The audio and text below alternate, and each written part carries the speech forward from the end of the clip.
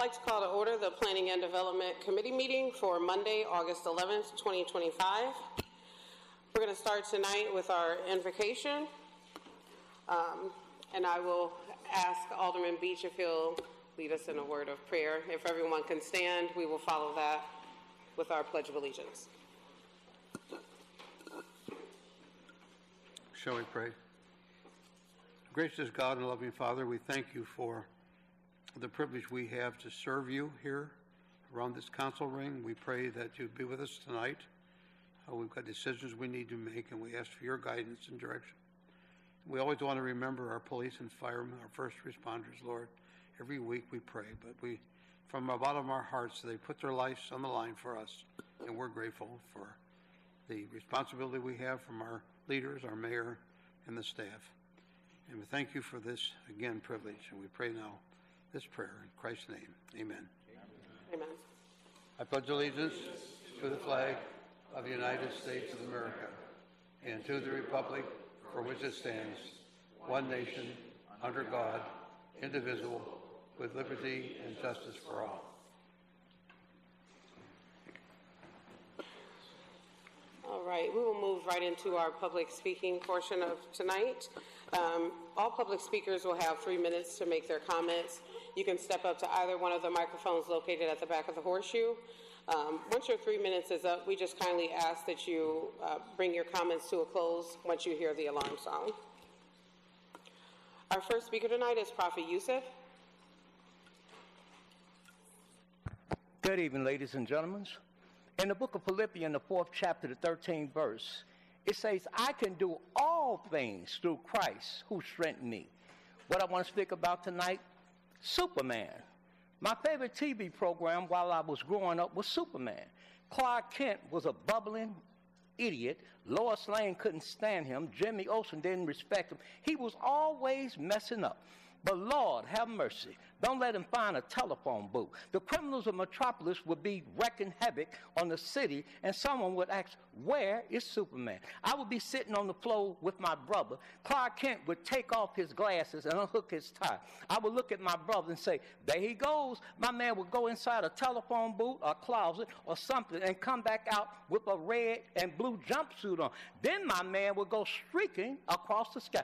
Everyone arrived on the scene and changed everything. He would catch bullets with his bare hands, bend barrels, and toss crooks around, all because who he really was came out. And he stopped hiding under his suit. It's time for Christians in Rockford to take a trip to God's telephone. We need to take off our old suits, our fearful Clark Kent way of thinking, living, and talk, and put on our spiritual jumpsuit so we step back out into the world in which we live and become faster than speed and sin, more powerful than public unrighteousness, able to leap evil in a single bound. May God help you to be his man or woman and stand up for truth and justice and American way. Also, they want to tell brother Yakola Muhammad and my grandson Roberta and granddaughter Alicia this for a long time, and I'm going to get it off my chest tonight. I don't like you, I love you, and you can't do nothing about it, and happy birthday, my good friends, and I wish you many more, and God bless you and your family. Happy birthday to you, happy birthday to you, happy birthday to my good friends, happy birthday to you. Thank you for allowing me to speak. Thank you. Our next public speaker is John Tack Brantley.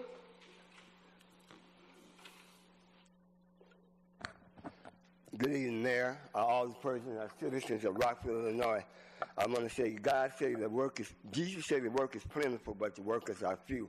This weekend, it was an honor for Dr. Reed and the Brothers of Change to talk about what they are about doing and what I've been doing for the past 4 decades. We had over 2,400 people to show up at Auburn High School and receiving information about going back to school. This weekend, I took 66 of our youth to Magic Waters, and want to thank those who sponsored me for being able to do that. But what I want to get at tonight is the fact that we still looking at opening up a 24-hour daycare center at Orton Keys. Then talking with the mayor, going through all this here red tape, I have to remind the mayor that back in the days in the 60s, when the first first free health care was opened was by the Black Panther Party. Crusader Clinic was founded by the Black Panther Party. The after-school program was founded by the Black Panther Party. The breakfast program founded by the Black Panther Party. The clothing Goodwill was founded by the Black Panther Party. We didn't wait on the city or wait on the system to give us the okay to look out for ourselves. If we didn't look out for ourselves, ain't nobody else going to look out for us. What really irks me even more is the fact that in 1969, I'm going to keep bringing it up, the 22-year-old Melvin that protested at West High School about the way whites was treating us and the ethnic studies and the fact that we had no African-American administrators in the school. This went all the way to the Supreme Court. The Supreme Court voted 9-0 in our favor in 1972. Still here today, we still living on a reservation where we still have less than 5% of African-American teachers in the school system. We had over 359 youth expelled, overturned 19 of them expulsion. There was once a time, Mayor, that we had transparency. That transparency ended when Larry Morrissey left office. Chief Epperson was the chief of police.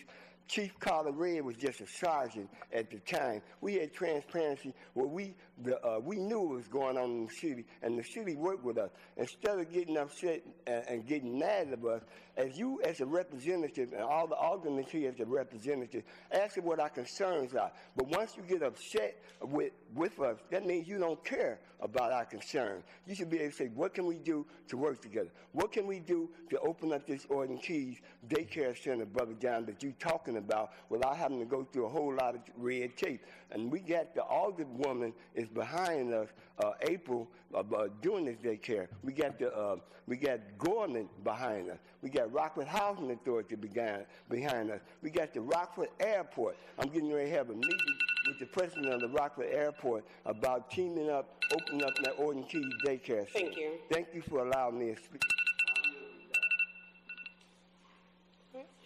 Our next speaker is Mark Minnis. Thank you. It's Mark McInnes. Thank you very much. Good evening, everybody. Thank you for allowing me to speak tonight with regards to the Oaks Lodge 64. The city has apparently requested bids to demolish the building. But before I go into that, I want to just introduce myself, and that is who I am, where I come from. I was on the Historic Preservation Commission of Rockford for 4 years, 1 year as the chairman. I was a resident of and past president of Haight Village, Rockford's first historic neighborhood.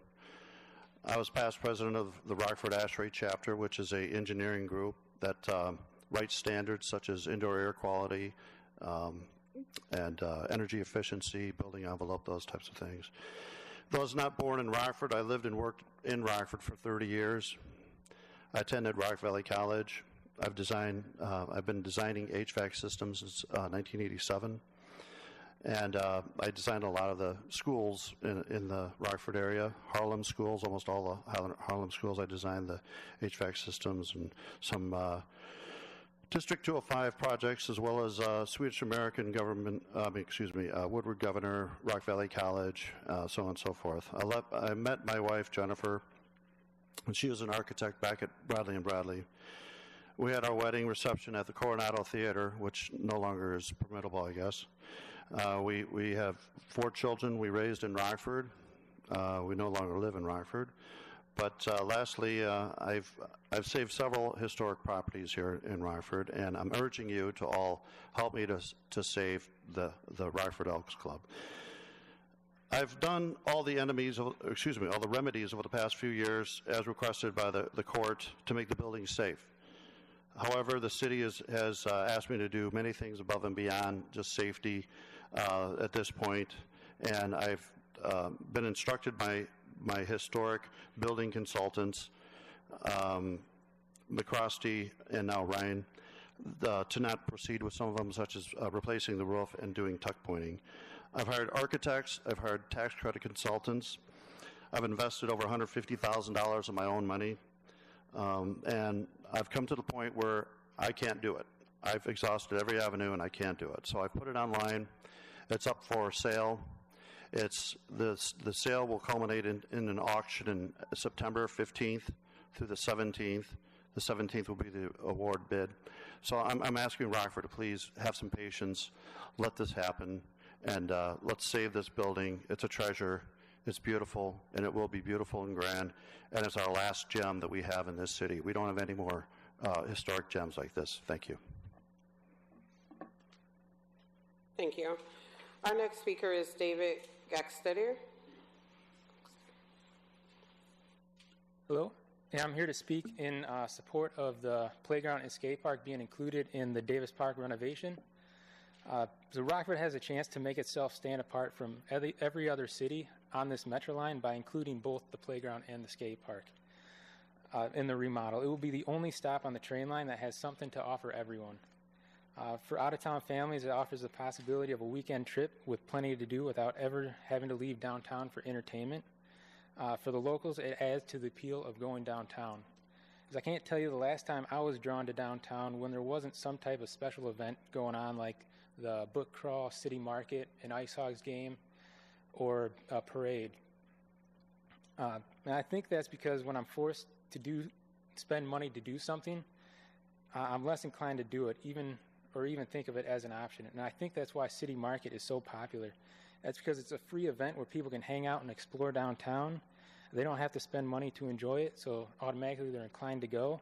And I guarantee you the vast majority of people that go to City Market do end up spending money anyway. And that's where the skate park and playground come in. Both may not be direct sources of revenue for the city, but in their current proposed locations, they add to the appeal of downtown. And like City Market, I think that will both lead to additional spending indirectly downtown. And for a little background on skate parks are almost always the most used feature in a park.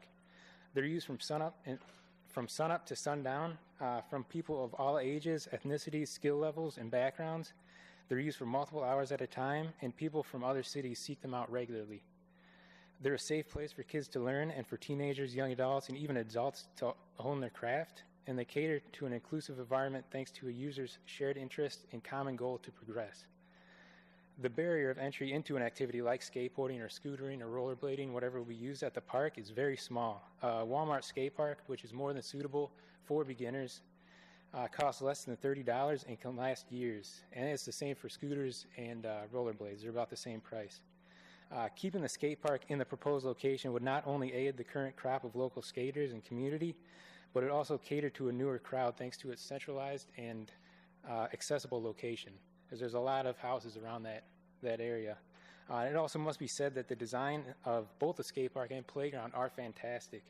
The companies did a tremendous job on both, and I feel like they blend in really well with the Davis Park renovation. They both look aesthetically pleasing. With the skate park specifically, the designers did a great job in accounting for the community's interest and style, and made a park that I can honestly say looks like a lot of fun. And I am very excited to skate it and hope that it does get made. People from other cities are also in agreement there. So. Thank you. Yep. Stop. Okay. All right. Our last public speaker is Ben Larson.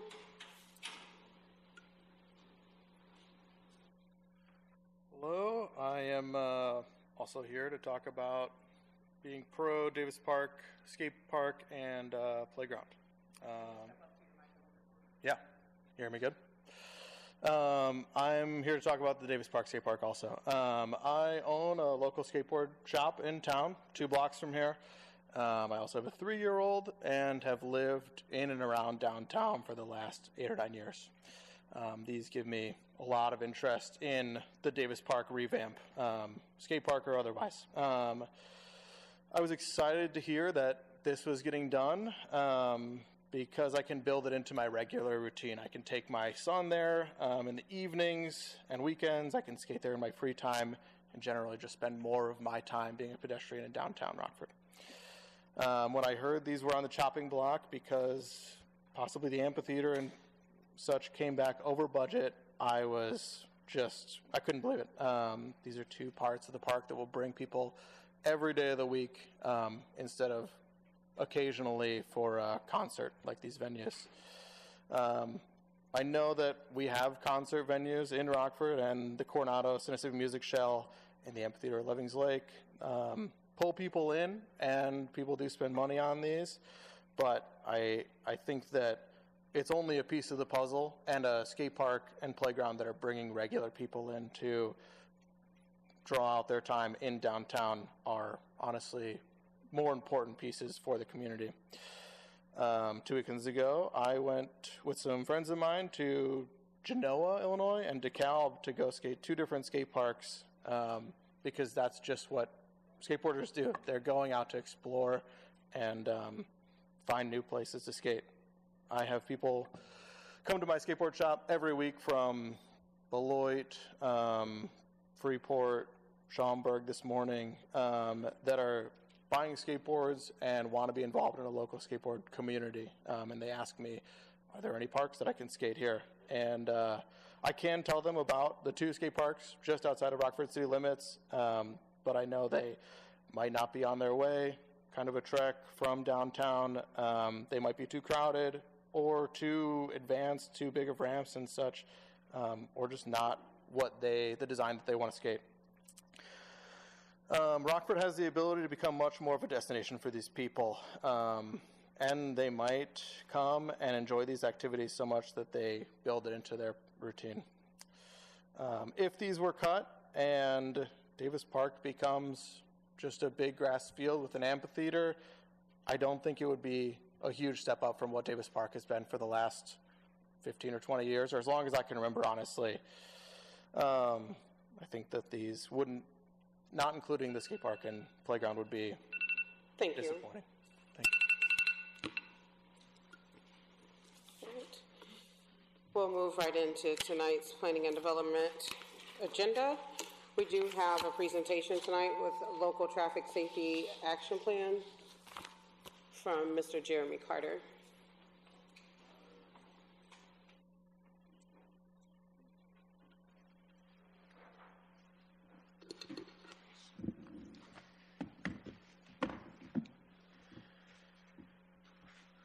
I do apologize. Before we start, clerk, will you please call the roll? Here. Here. Present. Here. Thank you. It's all yours. Good evening.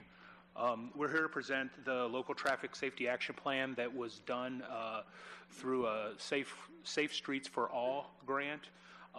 With me is Brandon Ruckers, who is a planner at Region 1 Planning Council, and I'm going to let him take it away. Good evening. I'm Brandon. I work with Region 1 Planning Council, like Jeremy said, and I'm here to go over the City of Rockford Traffic Safety Action Plan. If there are any questions throughout the presentation, please feel free to stop me and ask, or ask me at the end.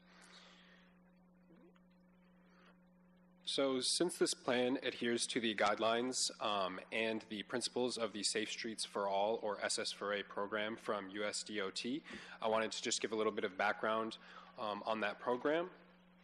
So first of all, it has a strong focus on reducing instances of fatal and serious injury crashes, commonly referred to as crashes with severe outcomes. So for the data analysis, we very heavily focused on crashes with severe outcomes.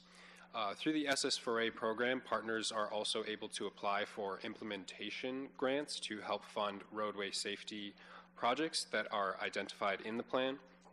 And the program overall serves as a guideline for counties, regions, and municipalities to develop safety action plans that align with federal goals and apply for funding for safety projects that can help reach those goals. And then just going over the scope of work for the safety action plan. Basically in 2022, Region 1 Planning Council staff applied for an SS4A planning grant and were awarded funds in 2023 to develop 4 separate safety action plans for the Rockford region. These were for the region as a whole, one for Winnebago County, one for Boone County, and of course one for the city of Rockford. And while these plans shared many commonalities, the purpose of separating them was to encourage more tailored plans based on an understanding of some unique traffic safety circumstances. To ensure each plan had proper representation from each of the jurisdictions, the local traffic engineers from each were selected as safety partners and met with project teams on a regular basis. The City of Rockford safety partners were Jeremy Carter and Carrie Lynn. Steering committees were also formed for each of the plans and were represented by local traffic safety professionals. I'll go over that a little bit more later in the presentation. And apart from the stakeholder engagement with the safety partners and steering committee, public engagement was also a large part of the planning process and came in the form of online surveys and engagement tools, which I will also share later. So R1 staff used that engagement along with additional research and in-depth data analyses and internal collaboration to draft the narrative and develop some accompanying visualizations for each plan. And currently, the City of Rockford's Traffic Safety Action Plan is in a public comment period that will end on August 23rd. So just briefly, our data analysis covered 6 years from 2017 through 2022 and had multiple stages and components, but overall we utilized GIS very heavily, or geographic information systems, for our spatial analyses to get specific subsets of data and to develop our high injury network. We also created data tables in Excel which give a nice snapshot of some of the different crash characteristics, and all of our data came from these IDOT crash data extract files, which included information on the crashes, the people, and the vehicles involved. And again, this was all very heavily focused on severe outcome crashes. So diving into this, this graph shows the severe outcome crashes that occurred within the City of Rockford during the 6-year analysis period. The fatal crashes are shown by the lower blue line, and the serious injury crashes are shown by the orange. As you may see, the number of fatal crashes spiked following 2020, but then fell the next year in 2022, while the number of serious injury crashes grew during that same year and continued to grow in 2022. Maybe a little hard to see, but this next graph shows the breakdown of those severe outcome crashes by the type of crash that occurred. The lighter blue bars show the percentage of serious injury crashes, and the darker blue bars show the percentage of fatal crashes for these. As you may see, the percentage of crashes involving a pedestrian stands out, especially when looking at the fatality percentage. These made up over 34% of all fatal crashes in Rockford during that analysis period. And this number, along with statistics from the past 10 years, were a driving force behind the formation of the City of Rockford's Pedestrian Safety Task Force, who are working to come up with action items and solutions specific to pedestrian safety in the city. To briefly touch on the vision, mission, and goals, these were determined by the steering committee, and the vision is to eliminate traffic-related fatalities and serious injuries in the City of Rockford while increasing safe and functional mobility for all. The mission is to work collaboratively within the City of Rockford and with surrounding jurisdictions to emphasize a positive traffic safety culture and use a data-driven, proactive approach to prioritizing proven safety solutions effectively. And the goals are to achieve a 50% reduction of traffic fatalities and serious injuries by 2050, pursue funding opportunities for identified safety solutions, prioritize and program needed roadway safety improvements, increase awareness of road safety and risks through education and enforcement, and promote the use of high-value countermeasures, communicate safety as a shared language, and bring attention to the safety of non-motorized users. As I mentioned earlier, stakeholder engagement was a large component of the planning process for the City of Rockford Traffic Safety Action Plan. And to kickstart all of the plans that I mentioned, there was a public traffic safety workshop event in early 2023 that introduced the SS4A program and engaged regional stakeholders and members of the public at the RMTD Eastside Transfer Center. R1 staff then met with safety partners on a bi-weekly basis throughout the planning process to share updates, ask questions, and collaborate on engagement tactics. Through these meetings, staff were also able to get guidance from the local experts for traffic safety to help inform the plan's scope and narrative, as well as select the roadways for the high injury network, which I will share in a bit. And then there was the formation of the steering committees. The City of Rockford Steering Committee was comprised of local traffic safety professionals that represent multiple sectors throughout the city, and that list of members is shown on the right of the screen. Members of the steering committee attended 3 separate meetings where they convened on local safety concerns and collectively developed goals and strategies that could reduce the number of severe outcome crashes in the city. One of the biggest things discussed among the members were the traffic safety emphasis areas, which are a list of 10 safety categories that represent the city's top safety concerns. The list for the City of Rockford is shown on the bottom half of this slide, and it includes pedestrians, pedal cyclists, intersections, roadway departures, impaired drivers, unrestrained occupants, older and younger drivers, heavy vehicles, speeding and aggressive driving, and distracted or drowsy driving. Each of these categories were more deeply analyzed and reported on in the plan, along with local statistics and a series of proven countermeasures that could also help mitigate crashes of these types in the future. Each of the emphasis areas relate back to the objectives of the SS4A program's Safe System approach, which is a guideline for all safety action plans. The High Injury Network is a list of 11 sections of roadways within the City of Rockford where the most crashes involving severe outcomes occurred during the analysis period. This list was confirmed with the safety partners, and while these roadways only occupy just under 9 miles, they accounted for a total of over 60 severe outcome crashes during the analysis period. So this makes these corridors statistically some of the most dangerous in the city, and they were identified as a means to encourage safety efforts and countermeasures to be implemented based on each corridor's unique safety characteristics. As I said earlier, public engagement was mainly done through online surveys and engagement tools. They were administered on Region 1's engagement website, Engage R1. Last summer, there was a survey and an interactive map that were open to the public and advertised through the City of Rockford's Facebook page.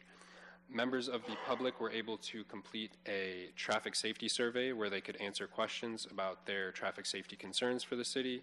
And there was also an interactive map that allowed the public to place a pin on a specific location within the city that they felt was especially dangerous and a top priority for traffic safety initiatives, as well as describe their specific concerns. The map on the right shows the results. I apologize, it's probably very hard to see, but it shows the results of that interactive map, along with the indicated travel mode of concern between walking, biking, and driving. There were about 300 survey responses and roughly 200 pins placed on this interactive map, and overall the responses tended to center around intersections, pedestrian safety, speeding or aggressive driving, and a lack of enforcement. So the completion and adoption of the City of Rockford's Traffic Safety Action Plan will allow the city to competitively apply for multiple federal and state grant opportunities.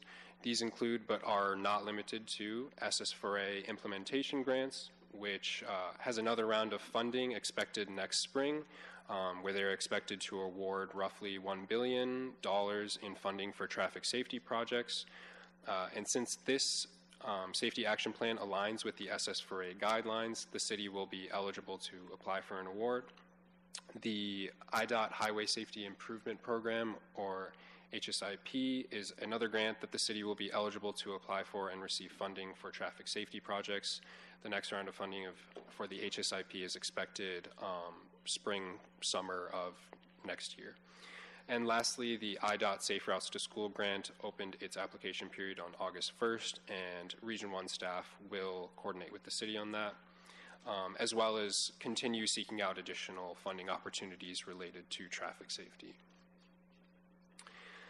And lastly, I just want to share that this traffic safety action plan is by no means the end of the collaboration between Region 1 and the city on traffic safety. Currently, we have a staff member serving on the Pedestrian Safety Task Force who will continue to assist with that endeavor. And as mentioned, staff will assist when necessary on any traffic safety grant applications for the city. And the plan's narrative will continue to be regularly updated as is required in the SS4A program.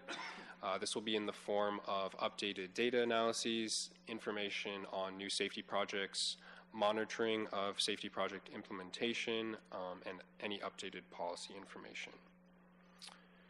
So that's kind of all I had to share this evening. I hope it gave a good overview of the safety action plan for the city of Rockford. If anyone has any questions, I'd be happy to answer them. Oh, yep. Can we possibly get that email to us? Because it's really hard to see from back here.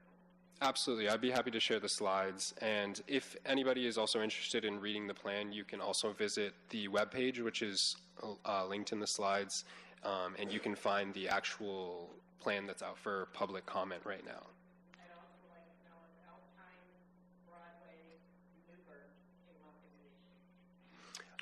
So that intersection is definitely one of the top 5 crash intersections in the city. So yes, it was looked at. And that means we will be addressing it? So this is not necessarily, this doesn't lay out, okay, we're going to do this, this, this, and this. It is more, here are the problem areas, and here is a toolbox of items to possibly address the issues that we're seeing. The biggest benefit to this plan is it allows us to be more competitive when the safety grants are out there, saying that we have a plan.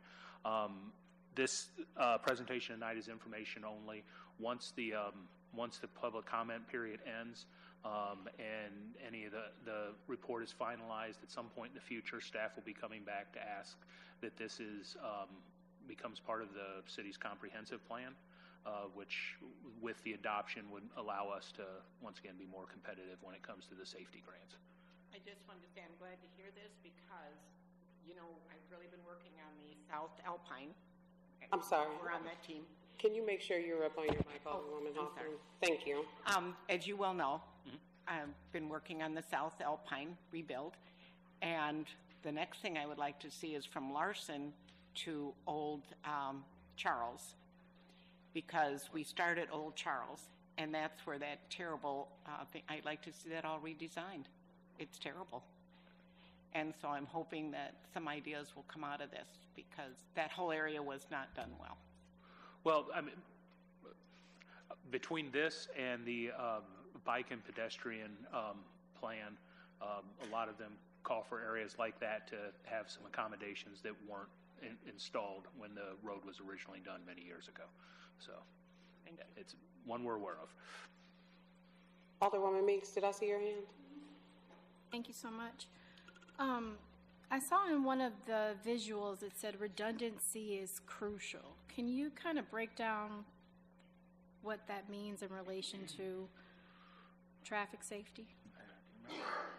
It was in the visual chart, the circle chart, and there were all... It was a part of the safe system approach. Yeah, that's just a piece of USDOT's guidance for the plans. The safe system approach is something that we kind of used to help guide the plan, and the portion that talks about redundancy being crucial, I think that's just talking about being redundant in your safety efforts, I don't know that I can give like an example for something where we're doing it in city. What the philosophy is don't just rely on one thing to make the problem go away. Try to come up with multiple solutions, because almost attack it from an overkill perspective. So I got that. So would that kind of translate to where things are taking place in certain areas? We would implement that in other areas? Safety things? I guess it could. I think I think it was more, what it's more meant to is, don't just rely, if you're having a problem at an intersection, don't just rely on the signals. Try to see if there's additional signage that can be done. So I think anywhere that we have a problem, we would bring that type of approach. And and maybe you can answer this, but what are some of the best practices that are out there now to prevent death and serious injury? That's a tough question because it really depends on what the reasons are for the accident.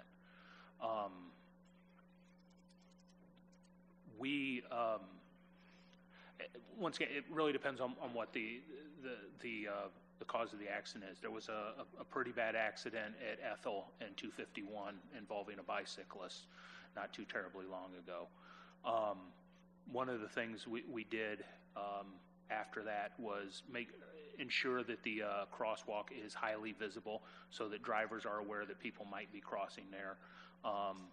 We also put reflective backplates up on the signals to make them pop out to drivers more, so if they're losing the signals, in the sky as they're driving, they can see them more. So there are solutions. It just really depends on what the problem was. At that one, someone ran a red light, so we looked at solutions to try to prevent people from running a red light. Yeah. So I appreciate that, and I appreciate all of the efforts that we do when things occur. I would love, I think that why we're doing this is to become more of a reactive city, or instead of being a reactive city to some of these issues. And I think that it's going to take more safety measures throughout the city, throughout neighborhoods, throughout high traffic areas, stop signs, striping, speed signs. I mean, these are just suggestions, but I think this is exactly what the funding is meant to do. Absolutely. Is to help us cover some of these things so that we can implement this throughout the community, correct? Yes, absolutely. Okay. Thank you so much. Thank you for doing this, too. Thank you. Alderwoman Torino. Thank you, Madam Chair, for allowing me to speak on your committee. I noticed that there's a steering committee and a pedestrian task force. Are there any city council members on either of those committees? So there was not any city council members on the steering committee for this, and I don't believe there's any city council members on the pedestrian task force. Okay. I know that I specifically asked to be on this committee, the pedestrian task force, so I'm just curious as to, I can talk offline as to why, but I'm just curious if there was others, as I think that we clearly have something to offer, especially when I see that the high injury networks happen to be, two of the areas are 5th Ward, 3 of the streets are the 6th Ward. I think that we have insight that we could offer. You just heard from the alderman of the 12th Ward. She obviously had insight, so I think that my suggestion would be that we need to add city council members to either the steering committee or the task force. Are there any other questions or comments? I'll start to the left and work my way around. Alderman Durkee. Just a few questions. One is, you said you called the data that you have from the IDOT files. Is that supplied by our police department, or did they do this independently? So the Illinois Department of Transportation provides Region 1 Planning Council with updated crash statistics for the region on an annual basis, and those are derived from police reports. Okay. Then a couple more. On the percentage of severe outcomes by crash type, you present the data as percent. It doesn't really give us an idea of magnitude. Is there any way in some that you can recraft that and give us the N for all this? Yeah, there are also more visualizations in the actual plan, and If I'm not mistaken, there is a table that shows all of the emphasis areas. It's not in this presentation, I apologize. I'd be happy to supply you with a separate visualization that shows the actual numbers instead of the percentages related back to the total number of serious injuries or the total number of fatalities.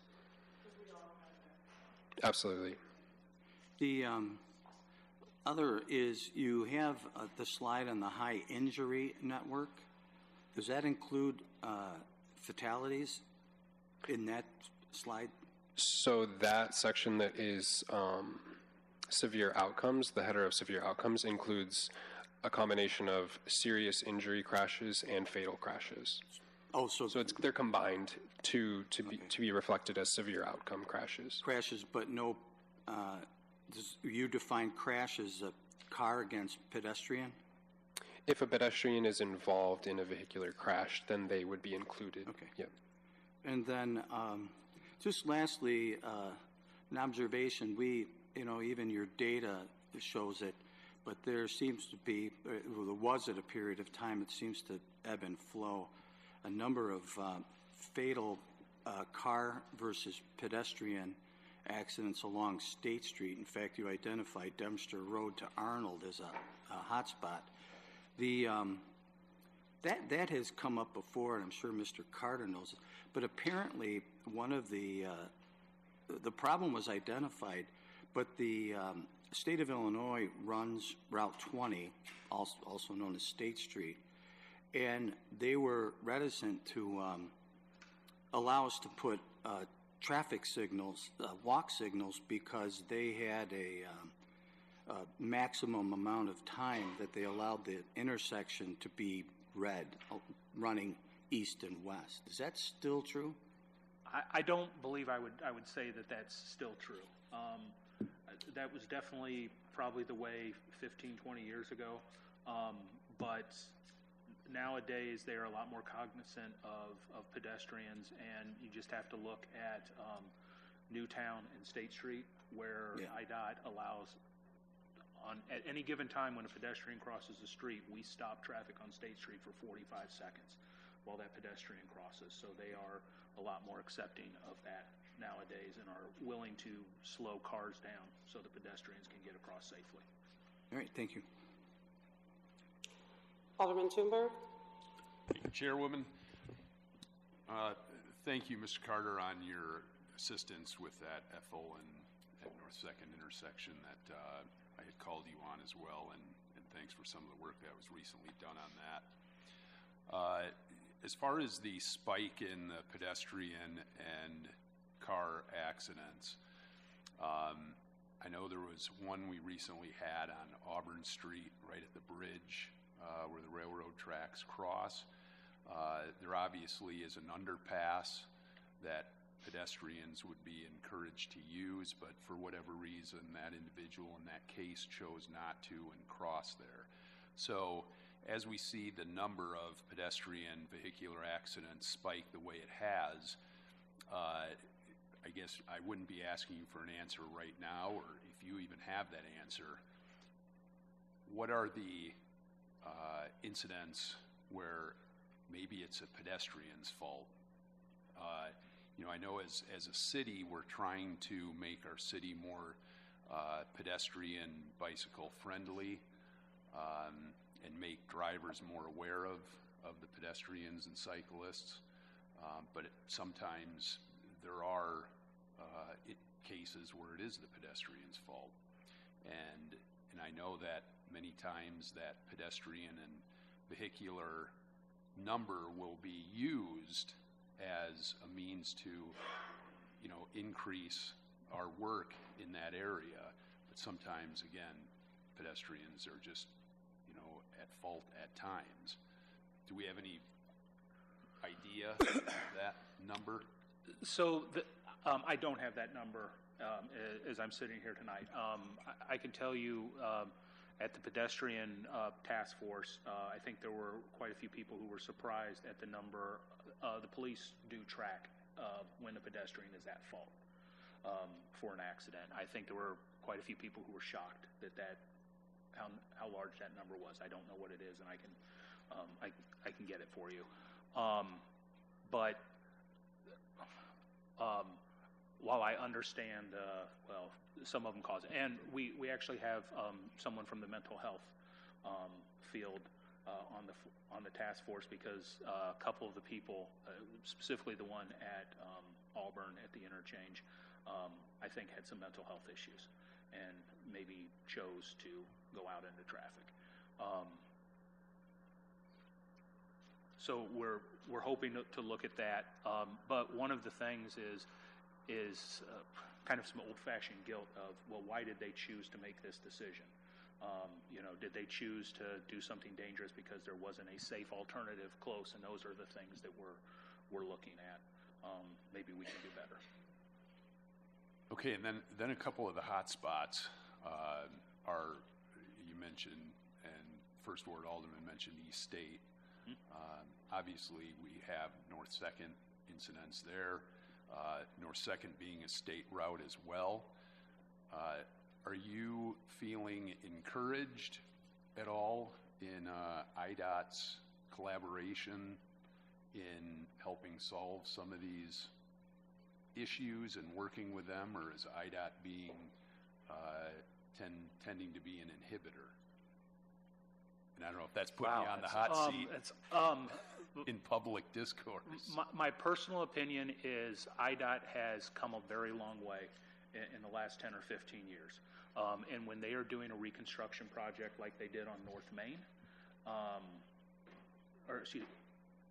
North Main Street, they are fantastic in making sure that they meet their complete streets policy. I think they have a lot of room to grow on when they enact their complete streets policy. When they do minor, what they consider to be minor maintenance, and believe it or not, what's happening on North 2nd Street is considered maintenance.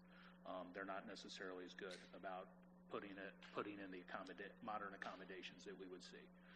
But as part of the South Alpine project, we expect that will happen. It definitely happened on North Main. It happened on South Main. We've got sidewalk and multi-use paths, so they are better than they were in the past, but there's still room for growth, in my personal opinion. Thank you. Alderwoman Prunty. Thank you for allowing me to ask a few questions. Speaking of states, when you're tracking your data, do you track the state roads that are within the city? Is that included in your data? Yes. It is. Okay. Yeah, as would the county roads within the city also. Okay. Thank you. And then when it didn't go fast. I just didn't see it.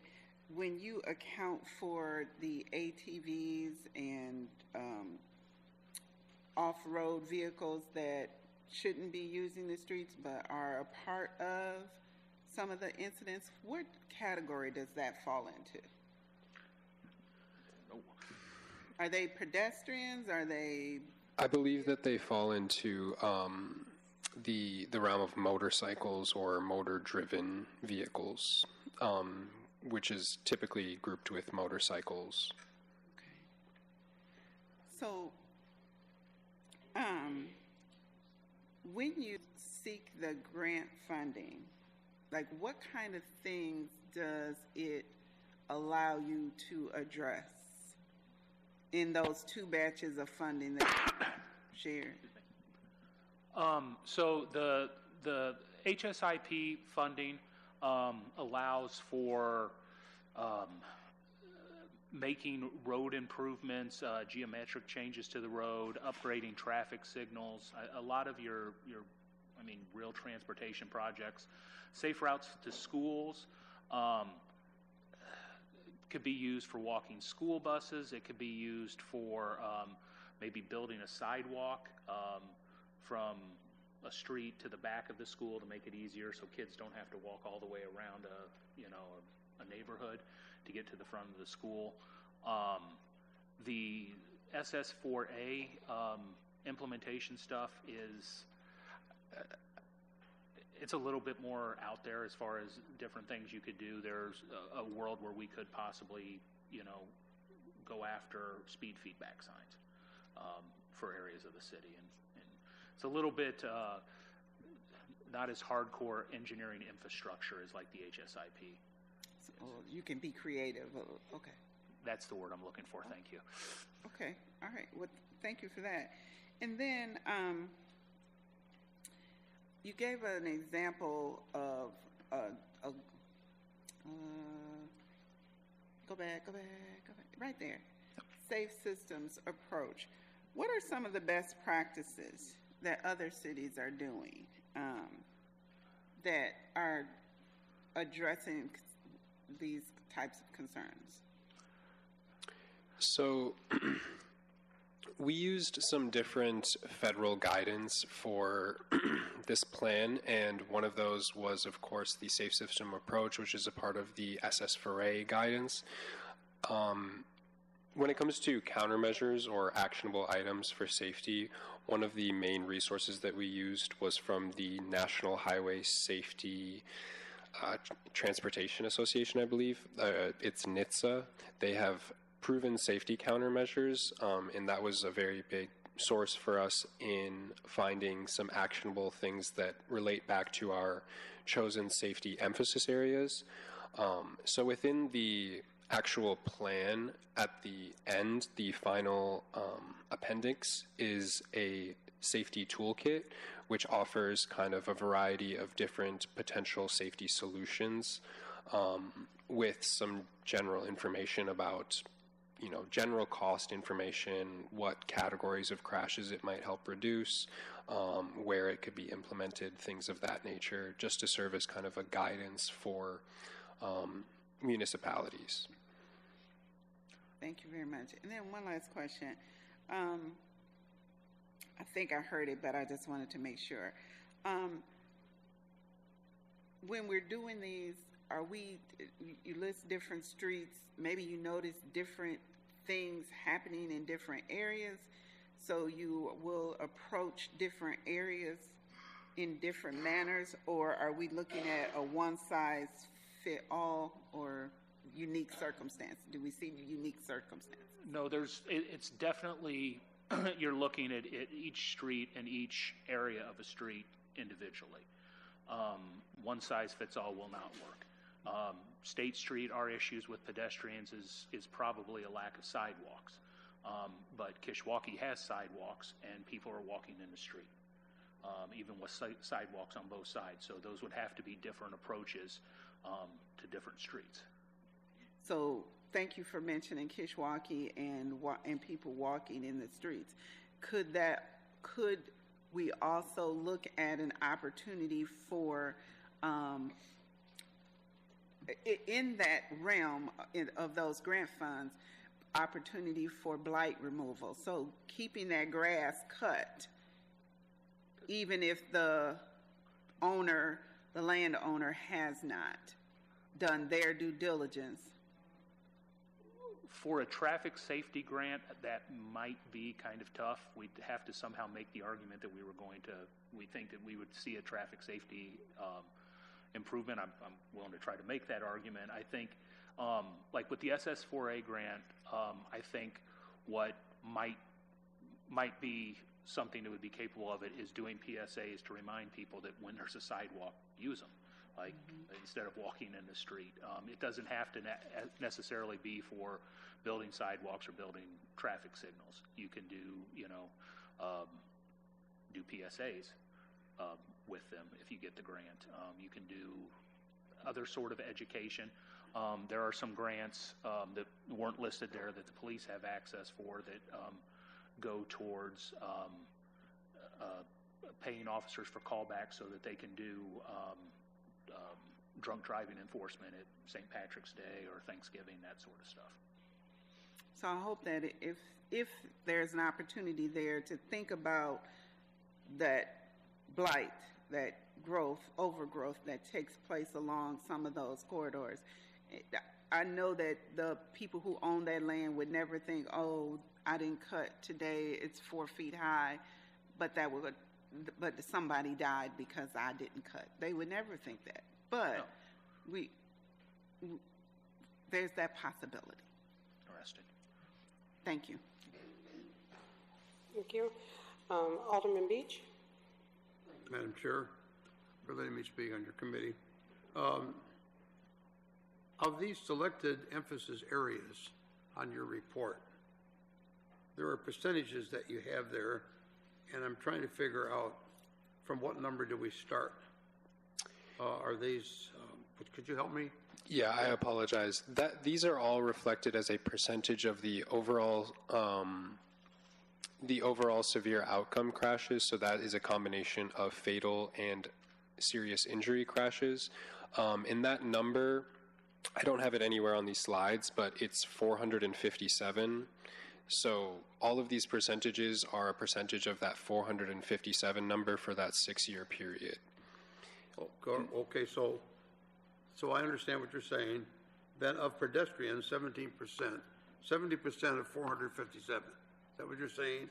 Or drivers that are impaired with alcohol or drugs or whatever, only 18% is of the 457. Correct. Those percentages are against the 457. Now, does impaired include alcohol, drugs, and other? Yes. And under the older, 65 and younger, 15 to 20, 37%, is that broke down? That is a combination of crashes that involved an individual that was 65 or over, or an individual that was between the ages of 15 and 20 combined. But that's, so you can't say that it's just older people or younger people that make up that number. It's just a combination. It is a combination of older and younger drivers, yeah. Do you have the breakdown? Oh, between the two? Mm-hmm. I could provide you with that. Thank you. Thank you, ma'am. Okay. Are there any other questions or comments? Alderman Salgado? Yeah, just no comment, but thank you for the presentation. So I saw your mission goals, reducing by 50% by 2050, et cetera, et cetera. The question that I have, where do we go from here, and what's the next steps? It sounds like you guys are going to look for funding. You have site locations, intersections, or so forth, where the major crashes are and the incidents are. So just wanted to get an understanding what's the next step. You guys are going to continue to meet, pass it over to Public Works. What's the next action? I think from that perspective, I do appreciate your presentation, though. You want to talk about finalizing the report, and I'll talk about where we go from there. Right, so we are in the final stages of this plan. As I said, it's out for public comment, and that goes until the 23rd of August. So following that, I will implement any changes that are stated or are necessary based on any feedback. And then from there, we will coordinate with the city for adoption of the plan, and then I think I should pass it over to Jeremy from there. So, as I said, once we have the finalized plan, at some point we're going to come back and ask that it becomes part of the city's comprehensive plan, so that we can use it when we see grant opportunities for safety.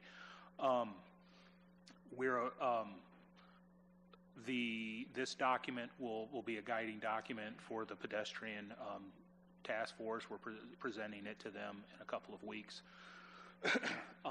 And so they'll be looking at it as they come up with kind of action items that will also guide the city. I don't know that Brandon mentioned it. This action plan is one of 4 action plans that R1PC put together for Winnebago County, Boone County, and then the region as a whole, in addition to one that was exclusively for Rockford, because each area has slightly different safety issues. So we will absolutely be continuing our partnership with R1 to update this plan as we move along, because as it said, it is a living document. But immediately, the pedestrian task force will be using it to help guide some of their decision making. Perfect. Thank you. Are there any other comments or questions? Alderwoman Prunty? Is it easier to obtain funding when you're working collaboratively? I think so. I mean, If the city of Rockford and Winnebago County had a project that they were doing together, I think it always looks great when regionally you're working with your regional partners to get it done. Thank you. Any other questions or comments? All right. Thank you, gentlemen. Thank you. Thank you. Thank you.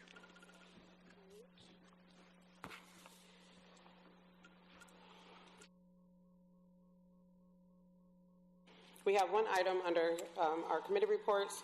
Item 1 is an approval of the proposed funding agreement with 205 District Dental Services, 205 DDS, for operational costs and initial dentist salary necessary to generate sustainable revenue for organization in the amount of $150,000. The funding source is cannabis funds. Do I have a motion to approve? Are there any questions or comments? Alderman Durkee? Comment. This looks like a great program. I think this was done once before, but it's a good idea, and I guess it was brought forward by Alderman Torino, which is a great idea. And I know Cyrus Oaks has done a lot of things like this in the community. He's well experienced. And one last comment, I made some comments before about the use of cannabis funds and throwing money at the wall and hoping something happens, because some of the outcomes cannot be measured. We have no idea what we're doing with the money in some of these grants. But this is certainly something that's measurable, something that we can track and is probably sustainable. So highly in favor of this. Thank you. I saw a hand over there. Alderwoman Meeks? Thank you so much. I actually want to agree. I thought that this was a great use of cannabis funds. And I also wanted to point out, I love how we're also looking to not just service our Head Start students, but also the families that are touched by our Head Start students as well, and implementing that into the program. So I think this is also a really, really great program. So I'm looking forward to seeing this through. Thank you. Any other comments or questions? Clerk, will you please call the roll? Aye. Aye. Aye. Thank you. That item passes. Item 1 under resolutions, the appointment of Todd Cagnoni, City Administrator, as the Northern Illinois Land Bank Board Trustee. The proposed appointment is set forth per Section 5.01 of the Intergovernmental Agreement between the City of Rockford and Northern Illinois Land Bank Authority for a period of 3 years. Do I have a motion to approve? Second. Are there any questions or comments? Alderwoman Meeks. Thank you so much. I was just curious, what's the skill set or the requirements for this particular role? So the trustee for the City of Rockford Land Bank Board is appointed by the mayor, verified by resolution by City Council. General understanding of what's taking place within the city. Certainly having experience in regards to reduction of blighted property, how the law might work related to blighted property. There's a mixture of board members on the Land Bank Board now. And can I ask you, Administrator Cagnoni, how many boards and committees do you currently sit on for the city? I believe, let me think about that. This is the only one that I am specifically appointed by council on. I do serve on other boards that the city has relationship with, such as the Rockford Local Development Corporation board. Are there any others? I sit on the Workforce Connection board and the executive committee of the Workforce Connection as well. I'm trying to make sure I don't forget any boards, but maybe a few. Go Rockford as well. Go Rockford. Go Rockford. I feel like I got Johnson in the background, and I'm forgetting. Yeah, I feel like you could keep going, and that's why I bring it up, is because I just don't. I want to first see if there's a possibility that some other department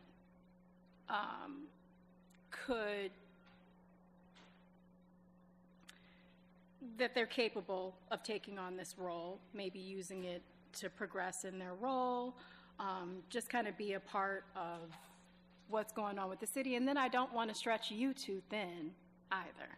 So I bring that up to say, are there any other possibilities for this particular board?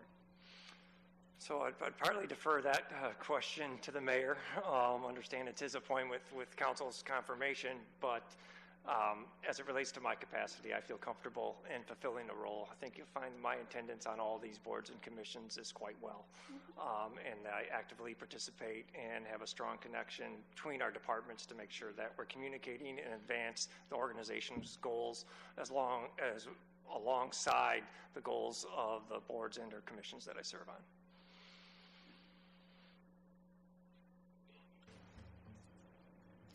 Thank you. So first and foremost, I think we're incredibly fortunate to have Todd Cagnoni at the City of Rockford and our city administrator. And one of those benefits that he brings is his ability to handle an incredibly rigorous workload as well as just strong community engagement. I think when you look at the land bank from its very creation, we here at the city were integral parts of the creation of us having our first ever land bank. In that, Todd was really the tip of the spear in our city's work towards getting us part of that land bank, understanding we didn't have home rule and we needed to utilize Belvedere's home rule status to provide that. Then you look at the more than 2 decades of community development, community and economic development experience that he's had. And then on top of that, I've looked at, as I do, all of the board's attendance, as well as the success of that board. And I think the land bank has been an unequivocal success. I would also agree with you, Alderwoman Meeks, that I think we're really just blessed. We have tremendous leadership in all of our department heads that have had the opportunity and continue to have the opportunity to serve on either statewide organizations, regional organizations, or many here local organizations. And we try to encourage all of our employees to serve on as many community boards that they can while still being able to do the duties that we all want them to do. But also things that are personally fulfilling for them, but also things that can be good for their career development. But land bank, I thought, really, I mean, there's numerous people who could do it. I don't think there's anyone better at the city than Todd Cagnoni to serve on it. I like that you said there's numerous people that can do it. You know, I just like the idea of diversifying it just a bit, but I appreciate your decision, and I do appreciate all that you do and all that you bring to the table. So thank you so much. Thank you. Are there any other comments or questions? Alderman Durkee? Yeah, I just want to echo also what the mayor said. You know, I've known Mr. Cagnoni since I came on the council and grown to really appreciate his breadth of knowledge. But one of his other sort of skills is to sort of navigate the waters sometimes of competing interests that sometimes go on throughout the city. And he's a great asset, and I think all the roles that he serves in are he does well in, and this in particular. And how we really need to redevelop our city and start claiming this land and improving our city. So I agree with the mayor. This is an outstanding candidate for the job. Any other comments or questions? Clerk, will you please call the roll? Aye. Aye. Aye. No. The item passes. Do I have a motion to adjourn? Second. Any questions or comments on that? All those in favor say aye. Aye. Any opposed, same sign. Thank you.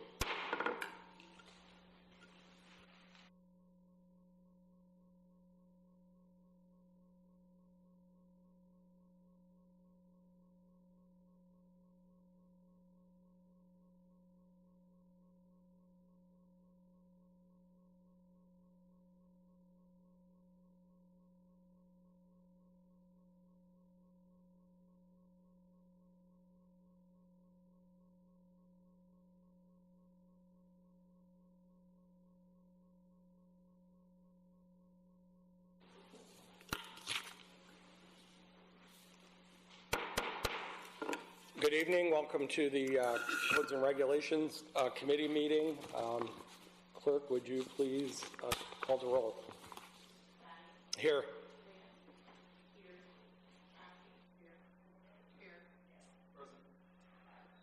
Thank you. We only have two items on the agenda tonight. The first one is plat number 3 of Harrison Park North Subdivision. The subject property is located at 5866, 5884, and 5936 Columbia Parkway.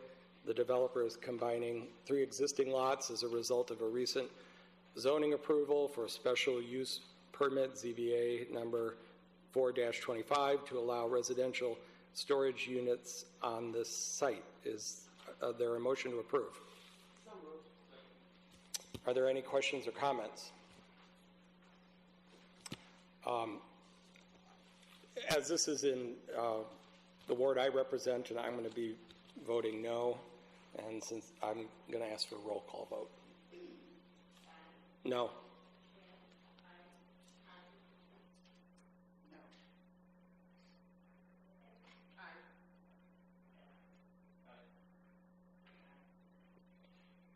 Motion passes. And item 2 is 109 North Showplace Drive, Suite 133.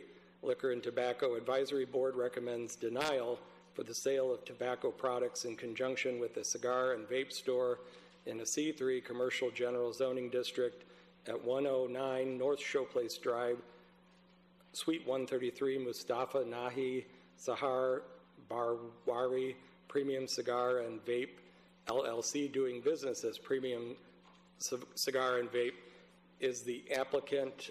This was, when this was before committee 2 weeks ago, the alderman for the ward, this is in the first ward, had requested that we send this back to LTAB, and we instead laid it over for 2 weeks. The applicant has since submitted in writing in your packet some additional information to answer some of the questions that were asked at both LTAB and here, but I'm going to ask if there's a motion to send this back to LTAB. Clerk, will you please call the roll? Yes.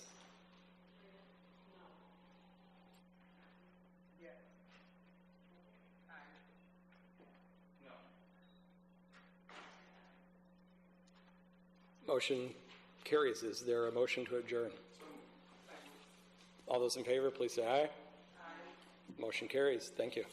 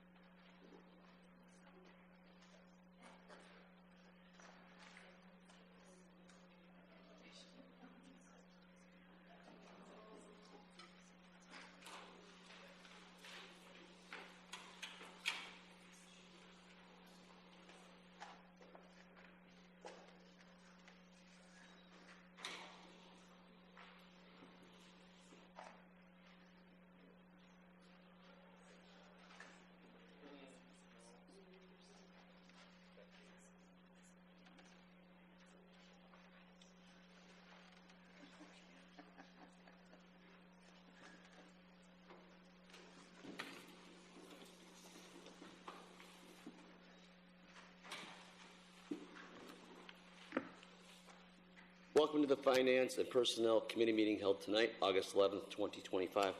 Sir Clerk, would you please take roll? Here. Cooper. Here. Ross. Here. All right, first item under committee reports, we have vouchers in the amount of $8,269,911.16. Is there a motion to approve vouchers? Any questions or comments on vouchers? All right. Seeing no questions, all those in favor indicate by aye. Aye. Opposed? Matter passes. Moving on to resolutions. Item A is award a bid for demolition group 32 package to Northern Illinois Service, NTRAC, in the amount of $64,410. It includes properties at 518 Pierpont, 921 North Church, 1628 Charles, and 2213 Wentworth Avenue. The contract duration is through the completion of the projects. The funding sources are the CDBG and the Construction Services Operating Budget. Is there a motion to approve? Any questions or comments? Alderman Salgado. Thank you, Mr. Chairman, for allowing me to speak. I don't have a specific question on the award bid, but on if someone could answer the question regarding how these properties are selected and what's the process once that. I think it's great from my perspective, but I just want to see what the selection process is on that. Sure. Director Lace? Thank you.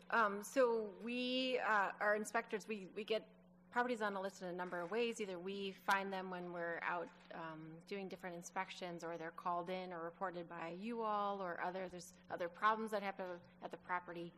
For a residential unit to be demoed, we would have gone through whatever we possibly could to make sure that demo is the only solution. So we work pretty directly with the land bank. We go multiple different ways to see if there's anything we can do to save it. But in these cases, either there were issues on the property that made it impossible for us to get it to the land bank, or it was just beyond, the condition was beyond what it could be to repair it. So just demo is the best solution right now. Follow-up, if I may, Mr. Chairman. Go ahead. Just real quick, is there a specific budget that we grant ourselves each year out of that fund, or, I just would like to see that. So out of the general fund, or? Out of the CBG, where this came from. Sure, yeah, we present that, and we'll do that again this year. I think it's usually around $300,000 of general fund that is set aside for demo, and in our CDBG demo fund, we have funds left over from previous years, plus we had some in our current budget, so I believe we have about $500,000 to $600,000 currently that we could use on demos. Mr. Cagney, you have something to add? I just wanted to add a little bit of context to Director Lai's statement. Her and her team have done an excellent job of aggregating a lot of data utilization through a software company, which all these, the aggregated data is indicators of blight on a property. And then they use that list to create code violations, but then they also do all the field inspections to verify which ones are the worst of the worst. So I just wanted to comment on Ptolemy, because we've brought it through council for approval in the past, and how we're utilizing that software, that it's a pretty technical aspect of it, but then at the same time, a very large human factor in regards to our inspections and coordination with the land bank. Go ahead. Is there an inventory list that we have, Todd or Sarah, that you guys can share with us? I mean, I'm kind of familiar with the process, so kind of curious to see what's on potentially my award, or from that perspective. Yeah, we'd be happy to. We typically run this list on a annual basis, and then complete a lot of field inspections during the winter months, when it's a little bit easier to determine whether there's individuals going in and out of the property when there's been a snowfall. But we'd be happy to share that list, and I just would qualify, the list that we send doesn't mean that all these properties should be demolished. These are just indicators of potential blight that we want to keep an eye on. Any other questions? Seeing none, all those in favor indicate by aye. Aye. Opposed? Matter passes. Item B is an award of bid for demolition of 1122 South Main Street to N Track in the amount of $103,220. The contract duration is through completion of the demolition project. The funding source are ARPA funds. Is there a motion to approve? Any questions or comments? I just had one. The costing of the six-figure demolition seems kind of large. I'm not familiar with the building. Is it a commercial building? It is a commercial space. It has a retail space in the front, but it's a theater in the back. Oh, it's okay. So we're just demoing the theater portion. So we're preserving the historic facade and the front part of the building. So that's part of the cost, is we have to work at shoring that up while we're doing the back demo. And then there is quite a bit of asbestos removal that we'll also have to do as part of the demo. Thank you. All right, seeing no further questions, all those in favor indicate by aye. Aye. Opposed? Matter passes. Item C is award of bid for Station 4 hood replacement to Complete Mechanical Solutions in the amount of $95,639.75. This is a one-time purchase. The funding source is the 2025 gaming tax revenue. Is there a motion to approve? Any questions or comments for staff? Alderman Logan. Yeah, quick question. Thank you, Chairman. I noticed in the memo there was a kind of a list of things that were wrong with the hood, including just general lack of compliance. I was just curious how long this hood has been out of compliance at Fire Station 4. Do we know? Oh. That hood has been a part of the original build of the fire station when it was there. It was discovered we had some roof leakage and stuff like that. And when they initially did some repairs to the hood, it wasn't vented properly for some time there. So this is an update and upkeep of that to vent it through the roof. And also with the new code and compliance, we have to actually have an extinguishing system above the ovens now whenever we do anything. That's why the cost is so a little higher than what a normal hood would be. Okay, thank you. Any other questions? Alderman Durkee. Mr. Chair, that was sort of the question I had. $95,000 for a hood. So it has because of its use in a fire station, is that considered like commercial use? So it needs the halide extinguisher to it? I can't speak directly on the codes, but that's what we've had to do at Station 6 when we had also the same kind of problem where we had to repair a hood. The equipment includes a lot of the stainless background and almost treating it as a commercial hood just because of the location with it being in the fire station. There's a lot of labor involved with the sheet metal and the plumbing, the fabrication that has to be done. Also, they have to bring a crane and rigging in for the rooftop equipment for the hood. Fire-rated insulation, gas and electric hookups, also the compliance testing. It covers permits, inspections, the certified air balance training, the flow of the hood. It's a lot more than just putting a regular oven or a hood at your home or anything like that. It is more commercial. I just had a quick question. How many people are at the station at one given time? There's 6 a day over there. So 6 during a shift? Mm-hmm. Okay. Thank you. Any other questions? All right. All those in favor indicate by aye. Aye. Opposed? All right. Matter passes. Moving on to item D is a change order for the 11th Street reconstruction, Stage 1 to N-Track. It's a change order of $246,250, bringing the amended contract total to $12,481,572. This reflects delays due to utility relocations. The revised schedule allows for a water main and box culvert installation in 2025, necessitating the temporary pavement to reopen the road during the winter months. The funding source is the 1% infrastructure sales tax and the water replacement improvement account funds. Is there a motion to approve? So moved. Second. All right. Any questions or comments? Sure. Alderman Granite. So is this going to then impact the rest of the phases of 11th Street? So is it going to have a compounding thing going forward? No, not as of right now, other than Phase 1 won't be complete until next year. So we can only do partial work this year. Alderman Beach. Thanks, Mr. Chairman. Then what caused the delay in the utility relocation? So if you recall, we were initially planning on burying the utilities along this corridor, and then that cost became prohibitive. So we had to change path to aerial relocation, which extended some time with ComEd and their design work to change from burial to aerial relocation. Thank you. So because of that delay, what was the actual necessity of the increase of the cost of $250,000? So this work would have, when they installed the water main and the box culvert, they would have been reconstructing the roadway along with that. Now we have to temporarily pave it for the wintertime because we won't be reconstructing the road. We'll just be completing the water main installation and the box culvert installation this year. So in order for them to plow snow and things of that nature in the wintertime, we have to put temporary pavement down through those months. But the box culvert installation, that was already included in the yes. non-amended part? Yeah, we just wouldn't have, the road would have been reconstructed, so there hadn't been no temporary pavement because it would all been done at the same time in phases. Thank you. Any other questions? Seeing none, all those in favor indicate by aye. Aye. Opposed? All right, matter passes.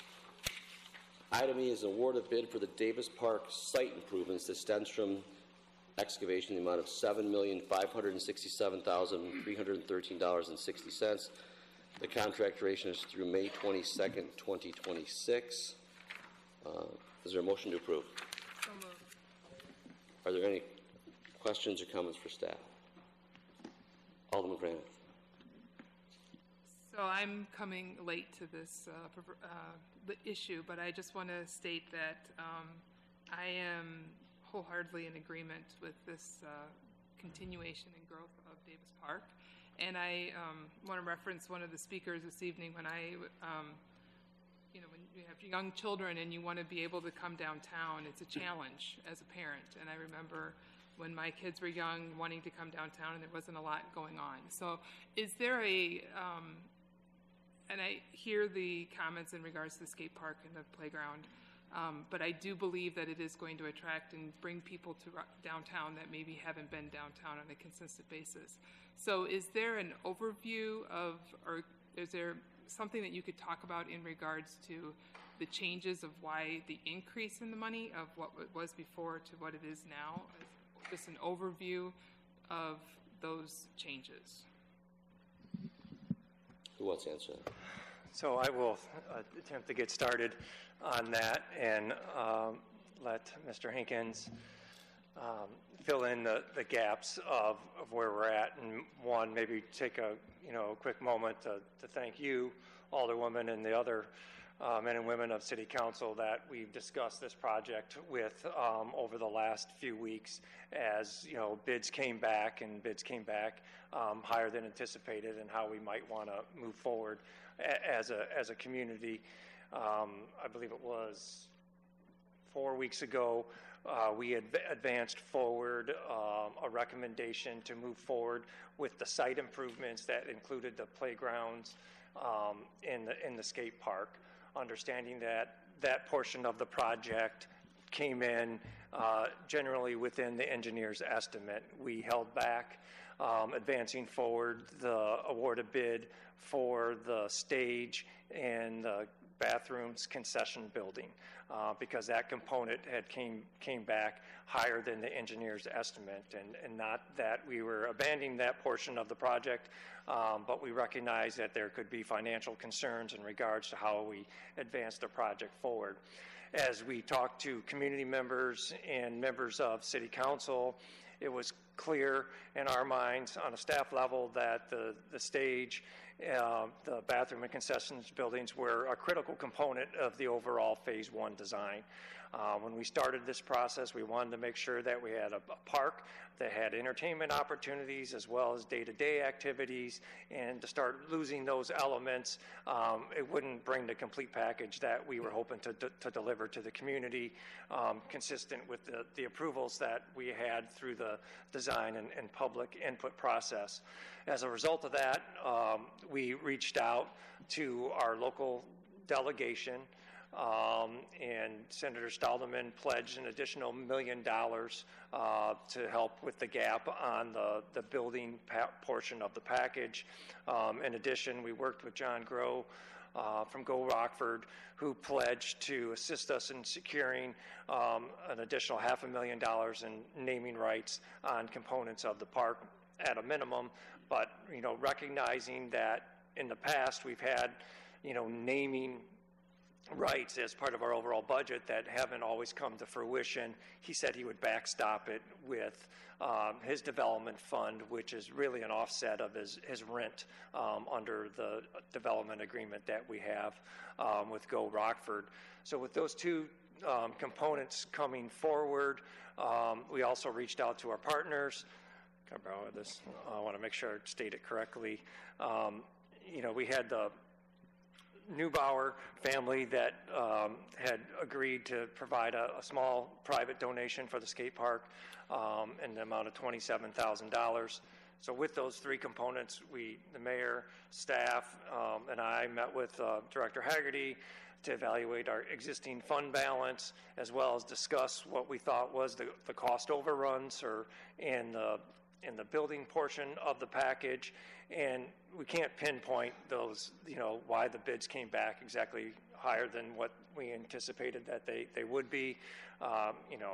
We've heard from our design professionals as well as the contractor, some different opinions in regards to rising costs on materials, the uniqueness of the design, and some of the specialty, construction that would took place. And as we evaluated all those items and looked at our fund balance, we thought it was important to bring forward a recommendation to advance the project as a whole now. And when you look at the total package of the park, it is $15.5 million. That includes a $500,000 contingency. Of that $15.5 million, we've spent almost $1.5 million already on design and public engagement through the process, and we've stacked $6.5 million in grant funding to offset the local cost. Taking all that into consideration, that's why we brought forward the recommendations that we are discussing here tonight related to the site improvements, the building package, as well as the construction oversight on the project. I'm giving you what seems to be a long answer to a question, but really it's a short answer. And I'm happy to go into much larger detail in regards to the full public engagement process, the full council approval process, some of the discussions that we have had through the 30% design to 60% design, or where we're at now. But hopefully that summary will stir additional questions if you have them. Go right ahead. So you say this is phase 1 and then phase 2, there's 2 and 3. How many more phases after this? So there is a larger Davis-Clark master plan. What we have here tonight for consideration is consistent with what we called phase 1 that City Council had approved in 2022. Once Council approved it, the guidance to staff was to start implementing the phase 1 design, which had us go after and seek additional grant opportunities, additional partnerships with Senator Stolleman, additional grants with DCO to build that capital stack to bring the project forward. The much larger plan would include the removal of a parking lot that exists across from the Brown building. That's not a component here. It'd be a much larger public discussion at that point in time. But we do believe phase 1 stands alone on itself. There are other components, that have been discussed and/or are in the larger master plan, such as a splash pad. We removed some components out through additional validation, such as there was a sand sunning beach along the river that's been removed out. There's been discussion about possibly adding an ice rink or an ice ribbon as an additional feature. But when we went through the validation process, it was determined that these were the most important components of the park. So I certainly don't want to suggest that this phase 1 doesn't fully deliver, because I believe it does, but I think there could be additional amenities added in the future. But obviously that would take additional funding to be secured. I just want to say I appreciate all the work and the information that you just gave, and I will be voting yes for this, and I'm really looking forward to using it once it gets completed. So thank you. Alderman Beach. Thank you, Mr. Chairman. So I'd like to know about the maintenance of the park. Who is going to take care of it? Will they be an employee of Rockford or some other organization? What will the maintenance be? Will it be just cutting grass, or will it be the beautification, planting flowers, and that kind of thing? That's one question that I have. The other side of that question is, we have a world-class park district in Rockford. And that's not just something that I'm saying. It's known around. And I just don't understand why they're not involved some way in this park design and this upkeep and maintenance, because that's what they know how to do. And that's what they are doing. And so I'm not trying to let that stand in the way of this, but I want to put it out as a concern to me is why. So if you'd address the maintenance, I'd appreciate that. So there are two questions there, Alderman, and I'll start with the second one because I think that leads to the first question related to maintenance. I can't fully answer your question in regards to why the Park District has ended the partnership. When we brought forward the project for the Phase 1 approval, they provided a letter of support for the city to move forward with Phase 1. City Council relied on that letter of support as part of the approval of the Phase 1 master plan, and that set the path. That was back in 2022. The Park District and RAVE and city staff were partners through the design process. So we had numerous meetings related to the design of the park. So on the design portion, they were included. And, we had, multiple partners, so we were looking at it related to the Park District lens as well as the lens from RAVE to making sure that we were hitting the mark and validating what we were trying to accomplish through the construction of this project. It wasn't until February of 2025, earlier this year, that the Park District sent the termination letter to the city. So we didn't anticipate that they were not going to be a partner, because one of our validation meetings is, and I'll remind you, Alderman Beach, because you stressed this to me, that you wanted our partners that were currently existing at Davis Park to remain our partners. So that was a strong component of our discussions, and we had the validation meeting as the Park District in and as RAVE in as existing partners. They both validated as yes, and we moved forward with the design. Subsequent to the termination letter in February 2025, I had asked our team to do an evaluation estimate in regards to cost that the city would now incur for the maintenance. And that would be a combination of, contracting stuff out and doing stuff with our own internal staff, because both of that would need to take place. And that estimate is approximately $75,000 on an annual basis, and that was prepared by our Public Works Department. In addition to that, we do need to recognize that these are capital improvements, and that capital improvements are going to need reinvestment on an annual basis. So we already have a line item within our redevelopment fund related to Davis Park. So we validated to increase that amount so that we had an ongoing fund to support capital investment should that be needed. I would also point out that the recently approved IGA with RAVE has them on the maintenance of the buildings up to $50,000 on an annual basis. So there's some shared costs between the city and RAVE, related to the buildings, the park ground, skate ground, the playground, skate park, landscaping would all be responsibilities to us. Fortunately, Mitch Leatherby, our street superintendent, has some I don't want to overstate, but I would say call it extensive experience with playground inspections.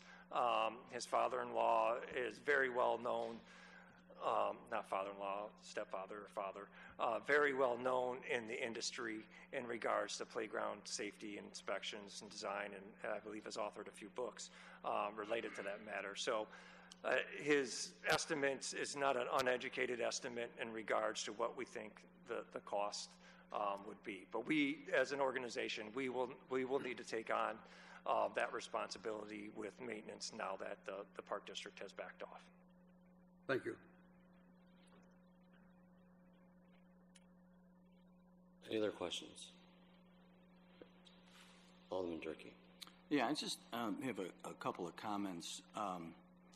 As this thing has rolled through council, there's a couple of things that at least the council was communicated to the council is regarding this project over the years. And one of them is before we really went forward with the different components, that we would have I know we're voting on the first phase.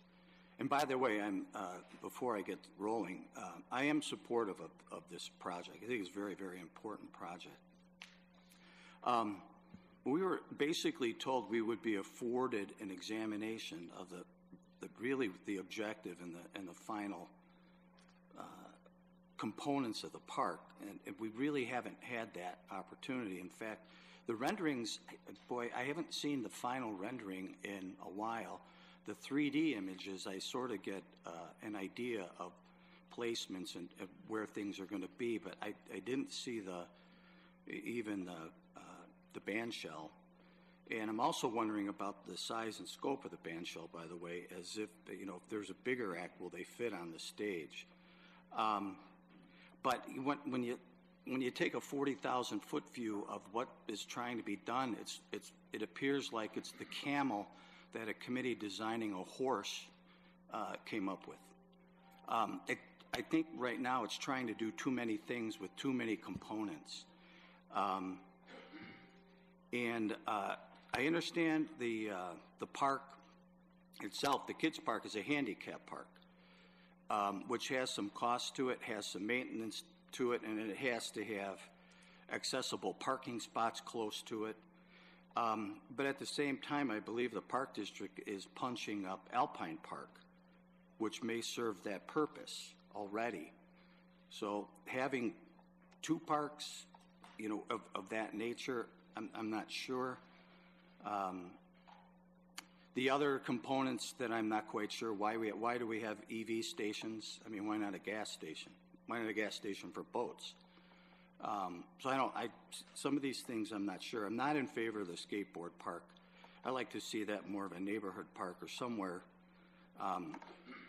where it would get use to me, these are all my opinions, in a better location.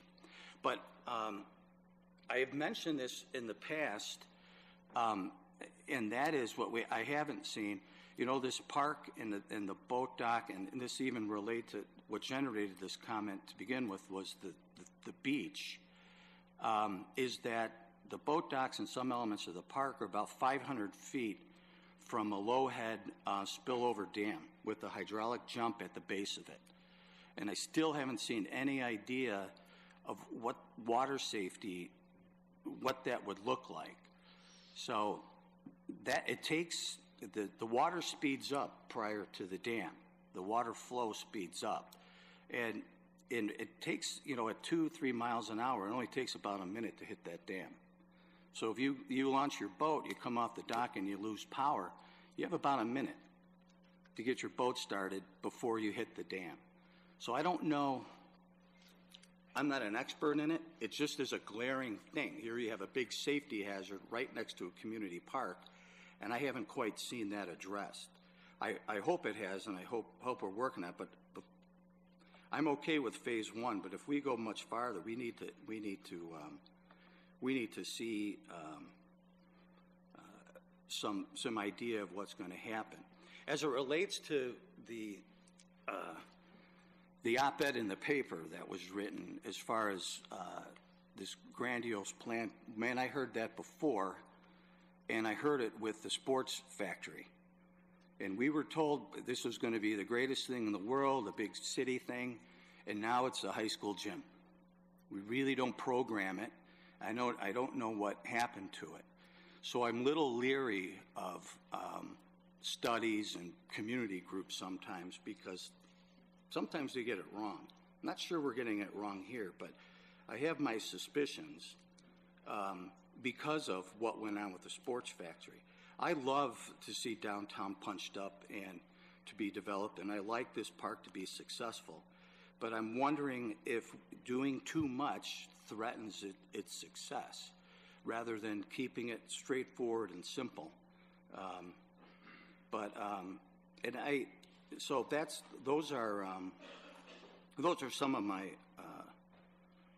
my observations. But I wanted to clarify something. You said naming rights are going to be done by Go Rockford? So let me make sure I'm clear on that. Any naming rights, first and foremost, will be subject to City Council approval. But they agreed to help secure naming rights, and in the absence of securing naming rights, they're designating $50,000 on an annual basis over 10 years from their development fund. From Go Rockford's fund? Yeah. To be clear, we have a development agreement, and in lieu of paying rent, they put money into the development fund that can be utilized for tourism-related activities. Yeah. So those are a little bit of my worries and my concerns. I mean, it's $15 million plus, because we've done this stuff and the final scope of it, but I think the sports factory was $20 million. To give you an idea of what we're pouring into this as a relative scope, you look on one side of the river, boy, there's a big building with a lot of stuff. Other side of the river, you got a park, a skateboard, and thing, and then a band shell and some EV parking things. So like I said, I think there should be some caution in doing too much and promising too much when we look at this. But it has to be done, and it has to be done effectively. And I'm in full support of the project, at least with phase one and such. But I appreciate the work that has gone into it. So I'll be real quick just to answer the question, and if there's, because I know you had comments and questions, but I do want to make sure that we took your comment related to river access seriously. That came out of the 30% design strategic planning session that we had, and it resulted in our fire department having a greater discussion and accountability with the Sheriff's Department related to the line that goes across. So shortly after that 30% design, the line went across the river. Unfortunately, the ice took it out. I think it was the ice that took it out recently, and then it got reinstalled. But then also the design of the park, has boulders versus a retaining wall, so the accessibility is limited compared to what it is now. Alderman Thunberg. Thank you, Chairman. A few things. One is that for all to know, the EV stations have been taken out of the plans, correct? It's EV ready, but you're correct. The charging station is out. All right, and the beach has been taken out as well. And correct. Yes, the chairman might want to return all his tanning products to Walgreens now. So I do look at part of that agreement with Go Rockford as kind of a shell game, actually. Instead of that money coming to the city of Rockford, which we then would have in the coffers, is now just coming into us just to be paid out. So, however that is, that's the way I kind of view that a little bit. Could you I know we have the $50,000 agreement with RAVE. Could you let the individuals know how much the line item is for the continued costs that it's going to be for the city? So we've budgeted $250,000 in the redevelopment fund, and I believe we have that growing at 2 to 3% on an annual basis. Okay. Similar to other annual expenses that we have. Thanks. Real briefly, I asked some questions about this project back probably 2 years ago. I raised many questions about the skateboard park itself because the community does have 2 skateboard parks already that I think, in my mind, when I go by them, are underutilized. I met with Ben Larson, the owner of the skateboard shop downtown. He is very energetic in trying to, get more people into skateboarding, and I hope he bucks the national trend. And Ben, I hope you have a line out your door. and I hope to see that. So as much as I was opposed to it, I mean, the cost of it is not that great. It's buffered away enough from the park that I don't think that it's going to be a distraction or a noise concern or a nuisance. So I have, I've also had the benefit since the layover we had 2 weeks ago of meeting with the mayor multiple times, Mr. Cagnoni, Alderman Beach has put input in, Alderman Thunberg has, Alderman Durkee, who have been able to attend some of these meetings and get some further information. So I appreciate that, our city staff on doing that and clearing some of those issues up. I'm still not a fan of a fancy playground because, as I said before, it's somewhat mutually exclusive. You don't bring your kids to a concert to go to a playground. You're either watching the concert or you're watching your kids. So I think it is a little bit of a different idea. I guess we'll see what the proof's in the pudding. I hope we don't have the proof in the pudding like Alderman Durkee mentioned with UW Sports Factory. At the time, Alderman McNamara and I were on that committee. Questions were raised then. The building got built, and it's probably, Alderman Durkee, about $25 to $27 million. And it's unfortunate. I think the success of it, or the lack thereof, exists. It doesn't mean it can't be reinvigorated or find other uses. I'm glad that people in the quote-unquote community can go down there and play pickleball indoors, right? So at least it's getting utilized as a facility. So it would be nice to see, as it was tied to the Gorman Hotel, and it's told us if you don't build it, we're not building a hotel, and all these sources of tournaments, whether they're basketball or volleyball, that frankly have been a complete and utter failure. So I agree with you, Alderman Durkee, on that, and that doesn't mean it can't be fixed. I asked also questions about the budget of this. I mean, we're sticking $15.5 million. Please don't come back and ask for change orders because that's a chunk of money to go into a small piece of property. But again, I agree with Alderman Thunberg. I know it's shocking, but I think the $500,000 line item from the Go Rockford, and I'm a board member there, should be taken out because it's not new money. It's allegedly over 10 years, so it's really $50,000 a year. But really, it's not new money. You're saying, if I'm going to go get a naming right, well, I can get you a naming right. I can do that today, right? I mean, I don't need Go Rockford to help that, and I don't believe they should get quote unquote credit or commission for that. And the other money is that it's in lieu of the rent. So I mean, they were either going to pay us rent or they're going to pay us this. So it just, as Alderman Thunberg correctly said, it looks, and it is a shell game. It's no new money. So take it out of the line on it. I mean, it just doesn't make sense to be in there. What's more important is that we've added ourselves in there $3 million extra in the redevelopment fund. So again, we're using a lot of city money on this project, and like I said, I hope it is a success. The plan is the plan. I've been a little bit lackluster and disappointed about the folks that designed it since I met them, and there really hasn't been any modifications made. So it is what it is, and I wish you the best of luck. Any other questions? Alderperson Tamir Bell. Thank you, Chairman. A few questions, Mr. Cagnoni.